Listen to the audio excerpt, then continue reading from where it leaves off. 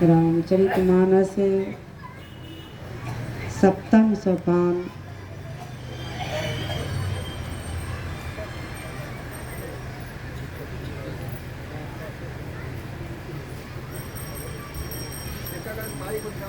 राम जी के वचन सुनकर सब भाई बड़े आनंदित हुए। नारद जी बारंबार राम जी के पास आते और उनका नित्य नवीन चरित्र देख ब्रह्मलोक चले जाते।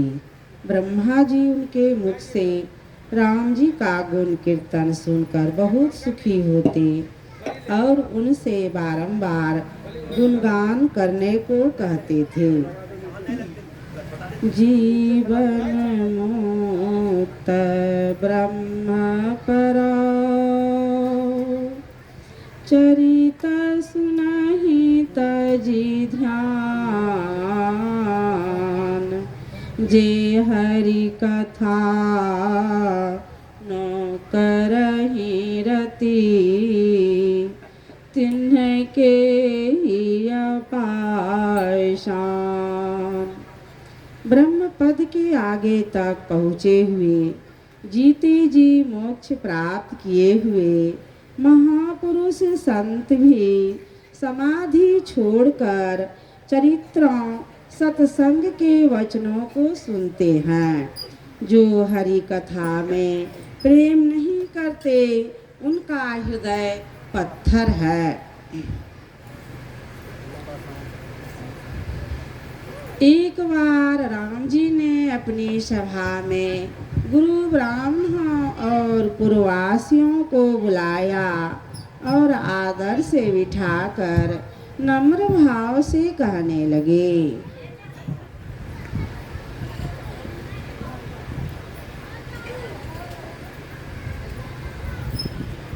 बड़ी भागे मानुष तन पावा असुरी दुर्लभ सब ग्रंथ ही गावा। बड़े भाग्य से मनुष्य का शरीर मिलता है। सब ग्रंथों ने कहा है कि यह देवताओं को दुर्लभ है। साधने धाम में मोक्ष करि द्वारा अपाइनो जेहि परिलोक सवारा। यह शरीर साधनों का घर और मोक्ष का द्वार है। इसे पाकर जिसने परलोक मुक्ति को नहीं सुधारा नरतन दुर्लभ देव को सब कोई कहत पुकार। सब कोई कहत पुकार देव देही नहीं पावै। ऐसे मूर्ख लोग स्वर्ग की आस लगावै। पुण्य छीन सोई देव स्वर्ग से नरक में आवै। भर में चारों खान पुण्य कही ताहि रिझावै। तुलसी सतमते तत गहे स्वर्ग परे करे खखार। नर तन दुर्लभ देव को सब कोई कहत पुकार। सो परत्र दुख पावई सिर धुनि धुनि पचताई।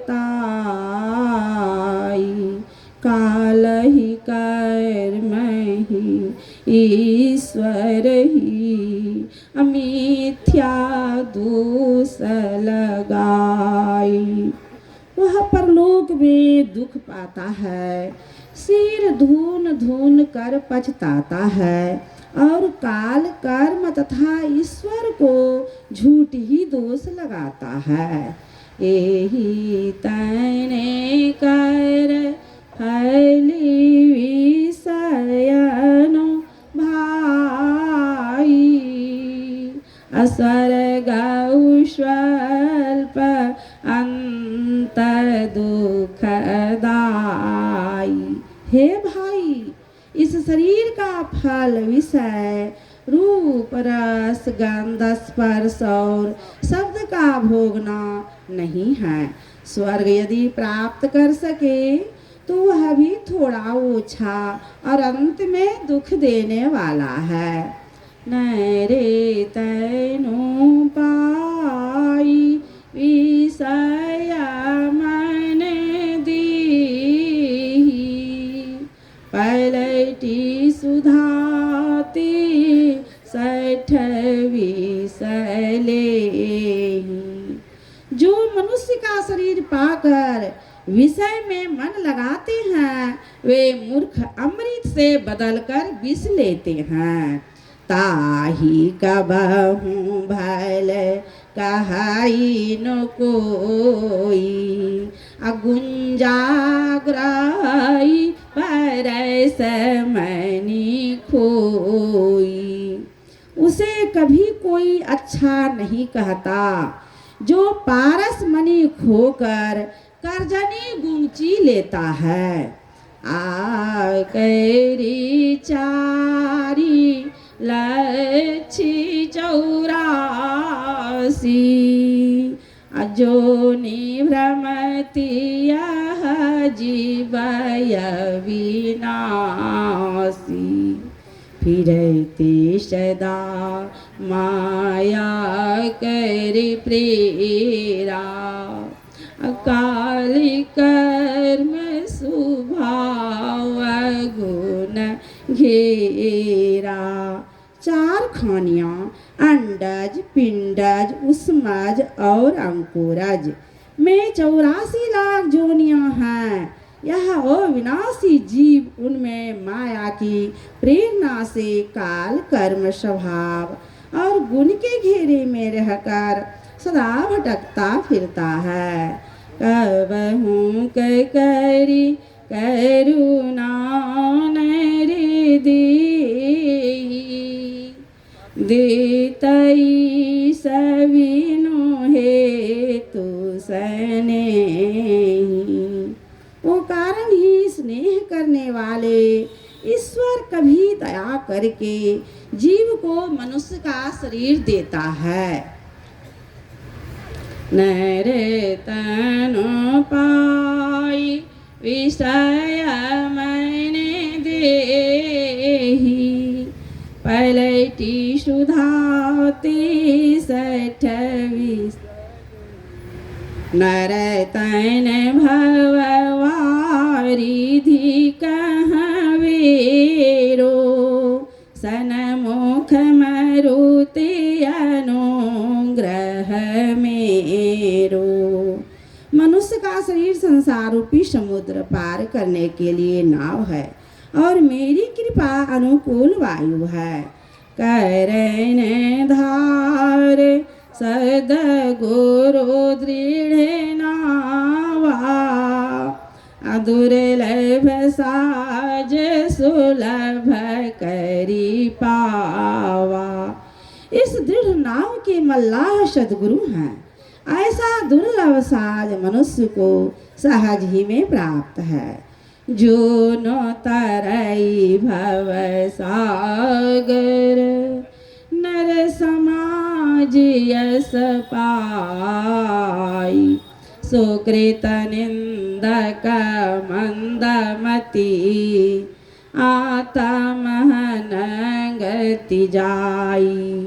जो मनुष्य भवसागर पार होने के ऐसे साध समानों को पाकर भवसागर पार नहीं होता है वह कृतघ्न नीच बुद्धि आत्महिंसक की गति में जाता है। बोलिए प्रेम से श्री सद्गुरु महाराज की जय। श्री सद्गुरु महाराज की जय।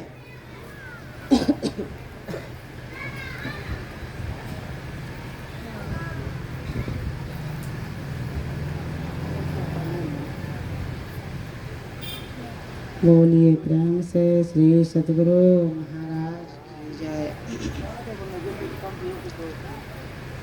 आज बोलिए प्रेम से श्री सद्गुरु महाराज की जय।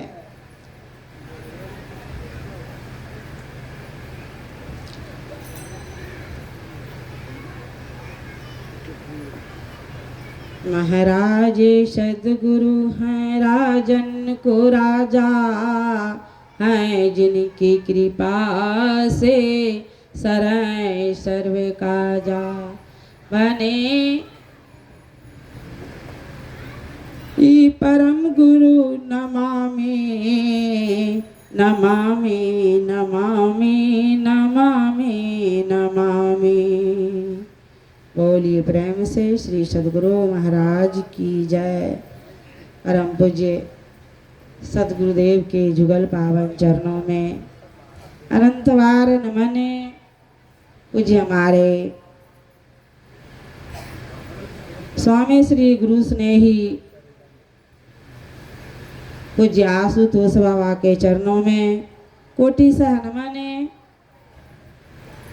जितने भी मंच पर विराजमान हैं, हमारे स्वर्गीय पिताजी, हमारे बड़े भाई, छोटे भाई, कुछ हमारे मालिक साहब, जितने भी माताएं बहन भाई बंधु, हमारे साथ ये जो जिन्होंने हमको कुछ विद्या का भी ज्ञान दिया था, मनी बाबू, मैं सबों को बार बार प्रणाम करती हूँ।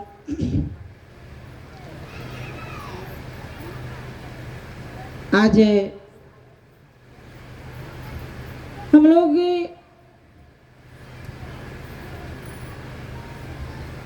बहुत सारे जन्मों से मेरे पास पुण्य का पूंजी कुछ जमा हुआ है, जो आज हमारे बीच गैरिक वस्त्रधारी बाल ब्रह्मचारी बड़े उच्च कोटि के संत तपोनिष्ठ साधु स्वामी गुरु स्नेही आशुतोष बाबा का पदार्पण हुआ है। अगले वर्ष भी हम लोग बहुत आग्रह निवेदन किए थे, लेकिन इनका पदार्पण नहीं हो सका। और इस बार भी बड़े ही आग्रह निवेदन इनके कर कमलों में हमारे बड़े भाई, छोटे भाई, सब कोई समर्पण है। लगता है कि इनका दया दृष्टि हो गया, जो आज हम भक्तों के ऊपर ही दर्शन देने के लिए आज हमारे बीच आ चुके। हम लोग ज्ञान का पिपासा लेकर के बड़े दूर दराज से आए हुए हैं। सुबह के सत्संग में हम देखते थे, बोलते थे मेरे बड़े भाई, बड़े दूर दूर से सत्संगी लोग आए हुए, दूर दराज से आए हुए हैं। आप लोगों को तो बड़े भले ही मेरे सारे भाई भोजन करा करके संतुष्ट किया, लेकिन इसमें आत्मा को संतुष्टि नहीं मिली। आप लोग ज्ञान का पिपासा लेकर के आए हुए हैं, और हमारे पूज्य स्वामी आशुतोष बाबा ये ज्ञान का गगरी लेकर के हमारे बीच आ चुके हैं। और हम तो पिताजी हमको पढ़ाते थे बाल्यकाल में ही कहते थे, बेटा नित्य प्रति सदग्रंथों का पाठ करो, इससे बढ़कर के संसार में कोई दूसरा ज्ञान है ही नहीं। इन्होंने हमको बराबर समझाते थे, बेटा नासुख विद्या के पढ़े, नासुख बात विवाद, साध सुखी सहजो कहे लागे शून्य समाध। कल तो हम पढ़ रहे थे पूज्यपाद स्वामी संसेवी जी महाराज के प्रवचन कि बड़े बड़े विद्वान पढ़ लिख करके हो जाते हैं, लेकिन उसको 10वां दरवाजा का ठिकाना नहीं लगता है। आज हमको वह 10वां दरवाजा का ठिकाना देने के लिए, इसलिए कि जो 9 दरवाजा जो हमारे अंदर है, उस खेल में जो हम लोग रह जाते हैं, उसके वशीभूत होकर के उसके बस में आकर जो हम संसार में दौड़ लगाते रहते हैं, हमको सुख शांति का जरा भी आभास नहीं होता है। मुझे तो लगता है, हम लोगों को लगता है अब दौड़ लगाएंगे, अब कुछ दूर और दौड़ लगाएंगे तो हमें शांति मिलेगी।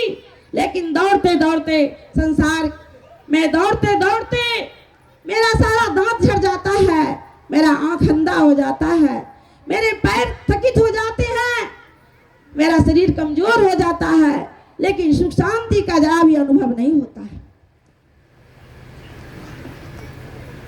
इसलिए तो हमारे बीच यह मानव शरीर में हमारे भगवान श्री राम का को आना पड़ा और उन्होंने सारे अवधवासियों को बुला करके यह उपदेश दे रहे हैं।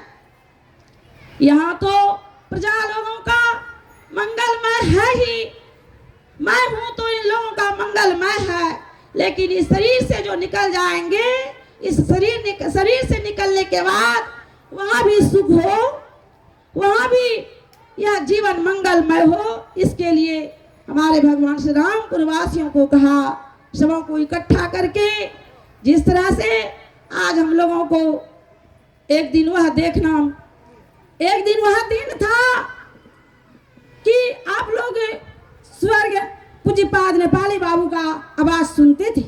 आज वह दिन है कि मेरे सारे भाई बहन और पूज्य बाबा का आवाज सुनिएगा। एक दिन वो दिन भी आएगा कि हम लोग नहीं रहेंगे, इसके बाद इस ज्ञान का प्रचार प्रसार कौन करेगा। इसलिए सत्संग के बागडोर को हमारे पिताजी हम लोगों को पकड़ा दिए। इसलिए आज जो है कम्मा वार्षिक अधिवेशन है 47वां, यह 47 साल से होते हुए आ रहा है कि देखो बेटा, हम लोगों से कहा कि देखो बेटा, तुम लोग अगर सत्संग रूपी बागडोर को पकड़ोगे तो तुम लोगों के बीच बड़े बड़े महात्माओं का पदार्पण होगा, जो उनका दर्शन करके सारे नगरवासियों धन्य धन्य हो जाएंगे।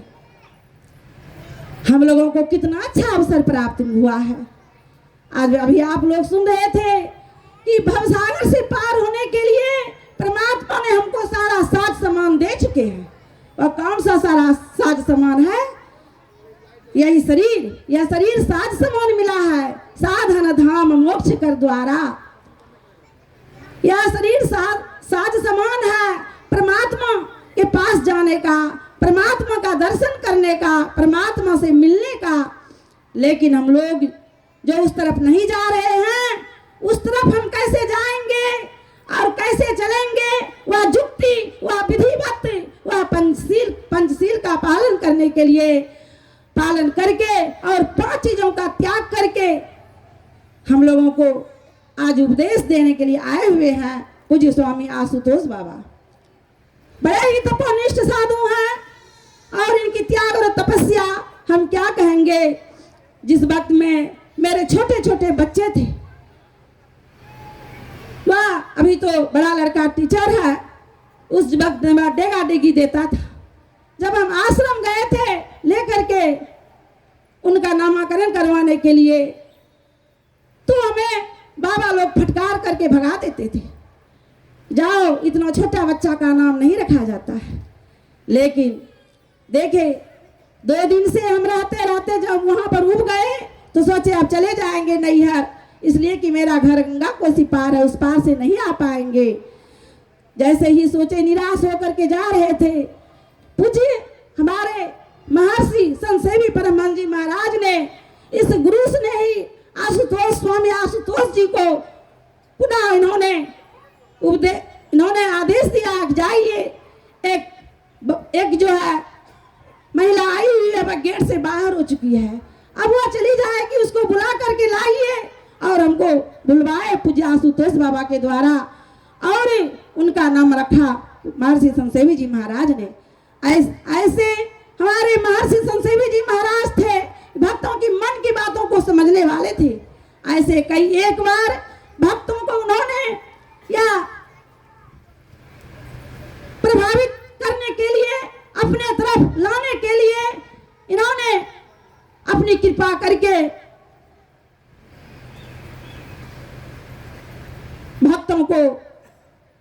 भक्तों का कल्याण किया। इसलिए हम लोग रामायण की पंक्ति में सुनते हैं, पुण्य पुंज बिना मिलहि नो संता, असत संगति संस्कृति कर अंता। कई जन्मों का पुण्यों का पुंज होता है, तब संतों का दर्शन करने का सौभाग्य प्राप्त होता है। और जब संतों का दर्शन हुआ, जब सत्संग मिल गया, तो समझिए कि यह संस्कृति यानी सारे दुखों को अंत करने वाली जो है यह सत्संग है। इसलिए भगवान श्री राम सारे नगरवासियों को बुलाते हैं, एक बार रघुनाथ बुलाए, गुरु द्विज पुरवासी सब आए, बैठे गुरु मुनि और द्विज सज्जने, अब बोले बचन भगत भव भंजन। सौ को बुलाकर कहा, क्या कहा? और ये गुप्त मत सब ही कहा कर जोड़ी, शंकर भजन बिना नर भगति न पावई मोरी। एक गुप्त भेद है, एक गुप्त मत है। वह क्या है जो हम लोगों को गुरु महाराज ने दीक्षा देने के साथ बतलाए हैं, किस तरह से हम लोगों को ध्यान करना चाहिए। यही तो भगवान श्री कृष्ण गीता में भी उपदेश हम लोगों को दिए हैं। अर्जुन को दिया, भक्त अर्जुन को, लेकिन जब आज पढ़ते हैं तो वह हम लोगों को ठौर ठिकाना मिलता है, हम लोगों के मन को यह उपदेश मिलता है, या सुझाव मिलता है, या रास्ता मिलता है किस तरह से ध्यान करना चाहिए मुमुक्षु पुरुष को। समयासन यासिनः समकायो यथा सुखम, हस्ता उत्संगाधाय स्वनासाग्र छने। सम आसन से हाथों को तरु पर गोद में रखें और दृष्टि को नासिका के अग्रभाग में स्थिर करें। जब हम लोग भगवान श्री कृष्ण का उपदेश, पूज्य महर्षि मही परमहंस जी महाराज का उपदेश जब पढ़ते हैं तो हम लोगों को लगता है कि शांति का खजाना मिल गया। शांति का खजाना। जब हम बालिका थे तो पिताजी हमको मीराबाई का भजन सुनाते थे और कहते थे, बेटा इस भजन को गाना, बैराग होगा बेटा, संसार में नहीं उलझोगे, संसारिक सुख के पीछे दौड़ नहीं लगाओगे बेटा। पिताजी हमको बाल्यकाल में कहते थे। वह 2-3 पंक्ति का है, कह रहे हैं, बोलिए प्रेम से श्री सद्गुरु महाराज की जय, श्री सद्गुरु महाराज की जय, श्री सद्गुरु महाराज की जय।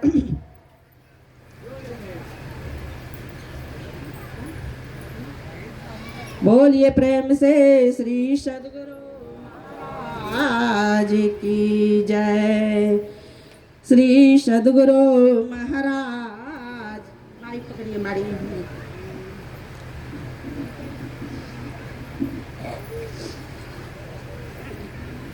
मैं तो चली गोवर्धन राना, मैं तो चली गोवर्धन राना, मेरे सोए भाग्य जगे, तेरे महलों में आग लगे।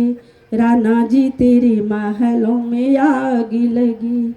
मैं तो चली गोवर्धन राना, मैं तो चली गोवर्धन राना, मेरे सोए भाग्य जगे। राना जी तेरे महलों में आग लगी, राना जी तेरे महलों में आग लगी।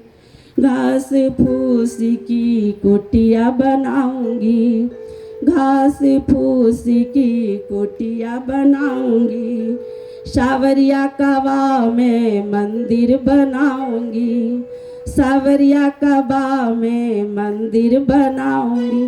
घास फूस की कुटिया बनाऊंगी, घास फूस की कुटिया बनाऊंगी, सावरिया कबा में मंदिर बनाऊंगी, सावरिया कबा में मंदिर बनाऊंगी। वहाँ पे तुलसी के बाग लगे, राना जी तेरे महलों में आग लगी, राना जी तेरे महलों में आग लगी। मैं तो चली गोवर्धन राना, मैं तो चली गोवर्धन राना, मेरे सोए भाग्य जगे। राना जी तेरे महलों में आग लगे, राना जी तेरे महलों में आग लगे।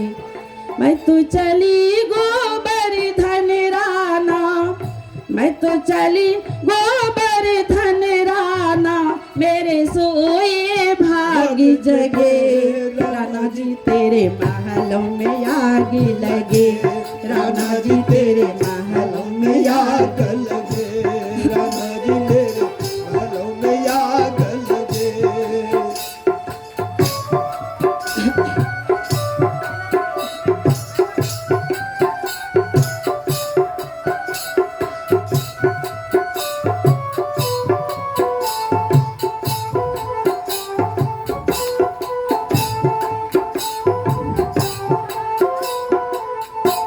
ना चाहिए तेरे हीरे मोती, ना चाहिए तेरे हीरे मोती, ना चाहिए तेरे सोना चांदी, ना चाहिए तेरे सोने ना चाहिए तेरे हीरे मोती, ना चाहिए तेरे सोना चांदी, ना चाहिए तेरे सोना चांदी। ये तो गहरा घाव लगे, राणा जी तेरे महलों में आग लगे, राणा जी तेरे महलों में आग लगे, राणा जी तेरे महलों में आग लगे।